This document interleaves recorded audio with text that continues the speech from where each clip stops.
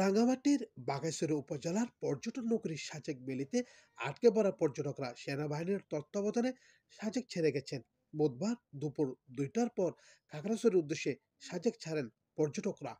স্থানীয় সূত্রে জানা যায়, মঙ্গলবার সারাদিন বাঘাইছড়ির সাজেকের দক্ষিণে 7 নম্বর পাড়া রাস্তার দক্ষিণ পাশে সেই পাড়া নামক এলাকায় আঞ্চলিক সংগঠন ইভিডেপ প্রসিদ্ধ গ্রুপ এবং পিসিজিএস এর সন্তু গ্রুপ এর মধ্যে থেমে থেমে বন্দুকযুদ্ধে চলেছিল।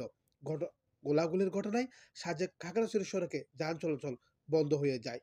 সন্তুলারমার পিসিজিএস এর বাঘাইছড়ি থানার সাংগঠনিক সম্পাদক ত্রিদীপ চাকমা বলেন, চুক্তিপক্ষ ও বিপক্ষ দলের মধ্যে গোলাগুলি হয়েছে। এতে ইভিডিএফ এর এক সদস্য নিহত হয়েছে বলে দাবি করেন তিনি। তবে প্রসিদ্ধ গ্রুপের ইভিডিএফ এর পক্ষ থেকে তাদের সদস্য হত্যার বিষয়ে কোনো বক্তব্য পাওয়া যায়নি। সাজেক কটেজ মালিক সমিতির যুগ্ম সাধারণ সম্পাদক মতিজয় ত্রিপুরা বলেন, আটকা পড়া পর্যটকরা দুপুর 2টার পর সেনাবাহিনীর সহায়তায় সাজেক ছেড়ে গেছেন। তবে আরও কিছু পর্যটক এখনও সাজেক অবস্থান করছেন।